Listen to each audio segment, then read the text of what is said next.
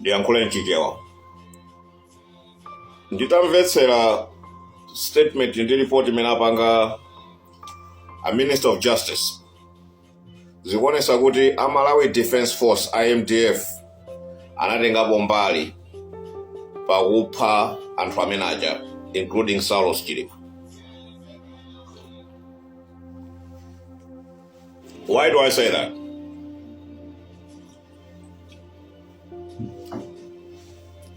A lot of people, samaziwaza kuti Chilima atamangidwa anauza maloya zake ndi the prosecution kuti you should make available the minutes of the meeting imene inachitika pakati pa Malawi Defense Force iyeyo and everyone that was involved in the SATA bribery case. Because in those meetings, zinthu zina zimapanga exonerate Chilima, zina zimapanga point at the state president at the time, who was Lazarus Chakwera, and a bunch of other people, including the lawyer, the prosecutor, I think it was a lawyer wa Malawi Army. I mean, the Brigadier General Kuwali was involved. Now, akuluakulu ndikuze ndi chinthu imodzi when it comes to zinthu ngati zimenezi.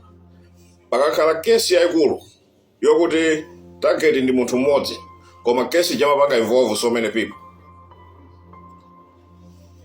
Anthu amene inuyo a inquiry mukufunika kumapanga point at and question and investigate ndi anthu amene analandira nawo ma briberies aja koma sanamangidwe nawo.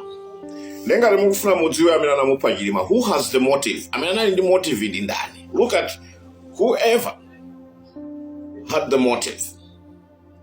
Motive ndi intent. In a homicide, ukina kulikonse kumene mungapite. In law, chinthu choyamba chimene amakuwuzani inuyo is to find the intent. Intent is malice aforethought.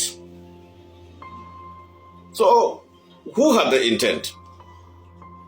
You're looking at the mens rea and actus reus here.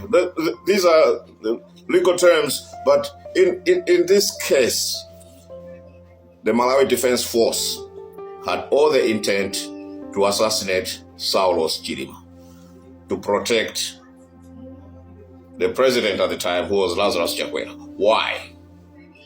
Because the deal that involved SATA, the bribery, the money that Chilima was accused of taking, the bribery that he was accused of taking, it did not only go to Saulos Chilima, but to so many other people, so many other Malawians.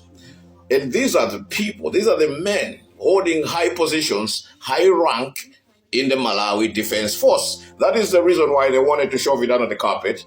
That's the reason why they do not want Chilima to bring those minutes of that meeting as evidence or exhibit A in court. Because that would have exonerated him, but it would have brought in new suspects. That is what happened. That is the reason why, even to this day, Malawi Defense Force is refusing or withholding evidence. Now, that is obstruction of justice. You can subpoena or summon the Malawi Defense Force right now. You need to get the Army General at the time. You need to bring him to the inquiry. Mumpange grill amene.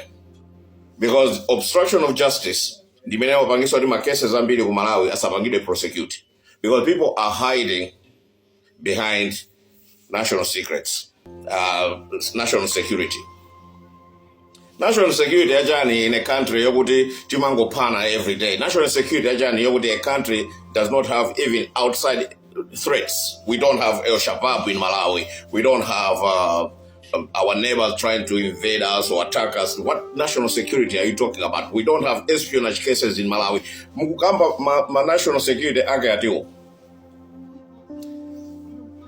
Ayina wota nyamilandu ndi gulu lanu bring the former army commander, bring Danny Kuwali.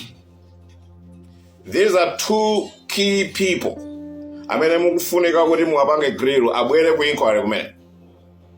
Mukapanda kwabwere santhu amene wawa, then you might as well stop the whole commission. It's useless.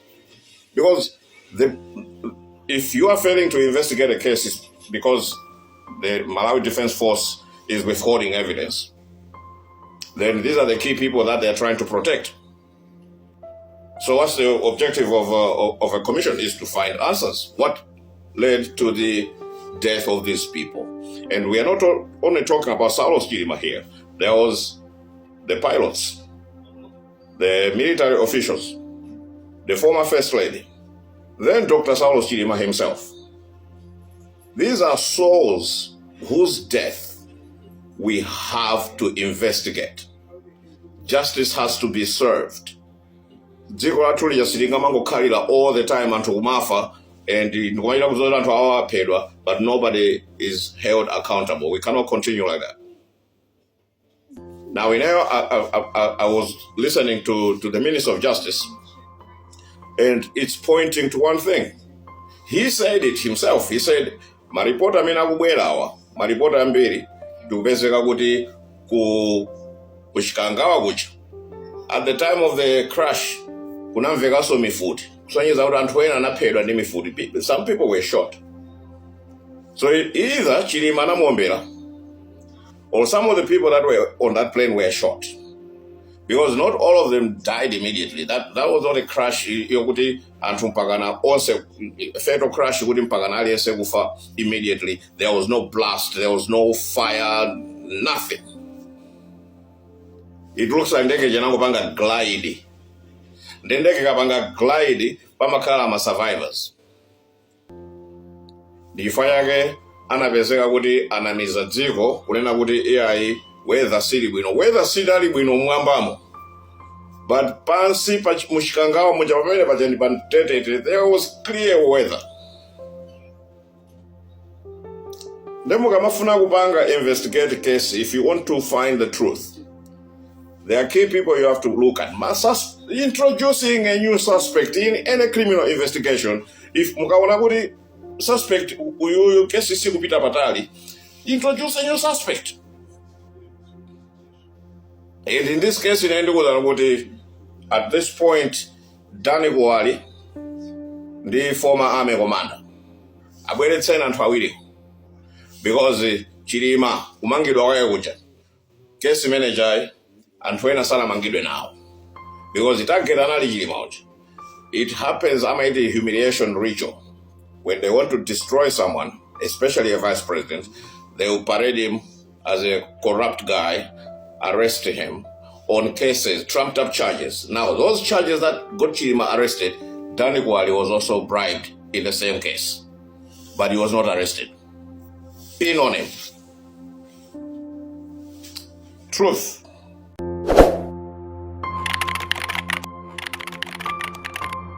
Nyasa Blog.